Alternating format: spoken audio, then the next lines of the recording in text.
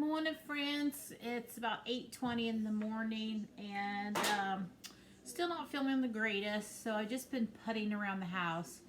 But I love to bake, and I've missed baking since I became a diabetic. I don't do it very often because I don't want the temptation to eat it. But since I'm not feeling so good and cake doesn't really sound good, I thought I'd make the boys one today. So I love to look up old-fashioned recipes, something that maybe my grandma or great-grandma would have made. So what I found today for you guys, it's called Depression Vanilla Cake. So it's simple ingredients that I had in my pantry. It's dairy-free. So if you have anyone in your family who can't eat dairy, this is the perfect recipe for you. My Madison, she has a friend, Megan, who cannot eat dairy, so I'm going to pass this recipe on to her. I'm going to bake it in a 9x13 instead of two round cake pans, just because that's the way I want to do it. So you can do it either in a 9x13 or you can do it in two 9-inch round cake pans and then frost accordingly. I'm going to make a peanut butter frosting that I can show you later for the boys because they love peanut butter frosting. You can frost this cake with whatever you want. And I imagine during that time they probably didn't even frost it if they didn't have anything to make a frosting. They might have just ate it some fresh fruit if they were lucky enough to have fresh fruit. Listen, times are tough right now. So I thought, what a perfect time to share this recipe with you. So let's get started. So I have... See my new bowl? Isn't she lovely? Okay, so to this bowl I'm going to add 3.5 cups of all-purpose flour. I hope this bowl's big enough. 3.5 cups all-purpose flour. And then we're going to add, and I'm going to make sure I've got the ingredients, measurements right. So next I'm going to add 2 cups of sugar. Ooh, that's a lot of sugar. 2 cups of sugar. Okay, and then I'm going to add the baking soda, which the baking soda was 2 teaspoons. 2 teaspoons of baking soda. That's going in. And then salt, which was 1 teaspoon of salt. So I'm not going to measure that out. That's pretty good. Okay, so to that we're going to add the oil, which is, I'm just using cooking, just regular oil. This is, let me get the measurements right. I've never made this before. I'm making this with you. So it's a 1/2 cup. Oh wait, that's the water. Krista. So it don't matter. 1/2 cup plus 1 tablespoon. Wait a minute. 1/2 cup plus 2 tablespoons of oil. 1/2 cup plus 2 tablespoons of vegetable oil. Okay. And then next is vinegar, which was just white vinegar, and it was 2 tablespoons. Look at these, aren't these cute? I've had these for years, these little measuring cups. 2 tablespoons of vinegar. Ooh, listen to that sizzle. And then it is vanilla, which is 1 tablespoon plus 1 teaspoon of vanilla. I don't understand these measurements, but you know, depression times, I don't know. That's what they are, and that's what I'm giving to you.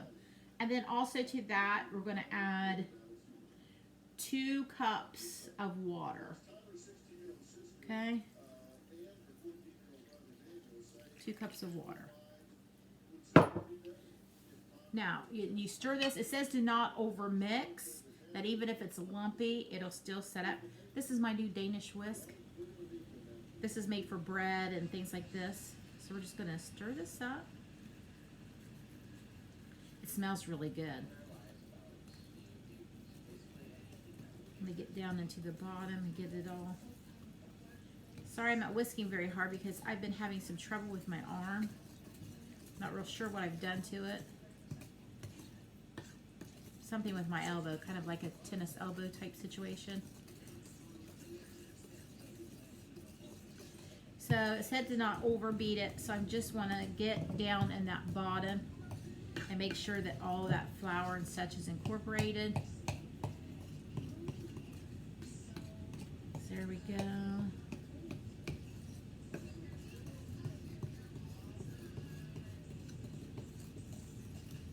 think we're good.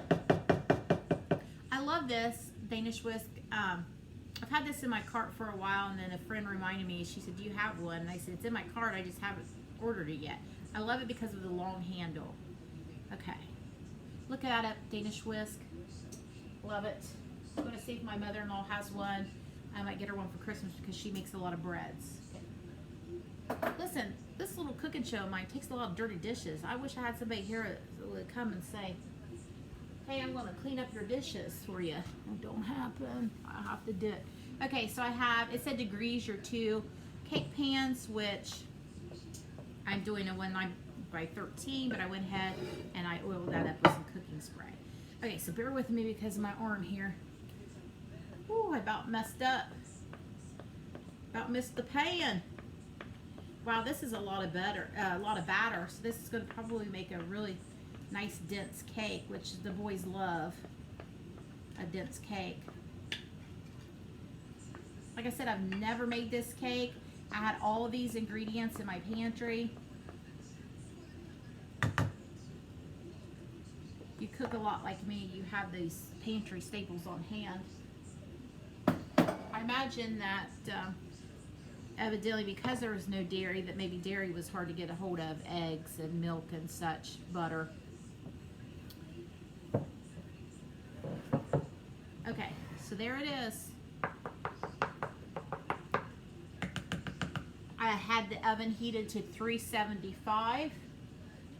And it said 35 minutes, but that was for the two round cakes. So what I'm going to do is I'm just going to go ahead and set it for 30, but I'll check it at 20. I'm going to pop that in the oven really quick.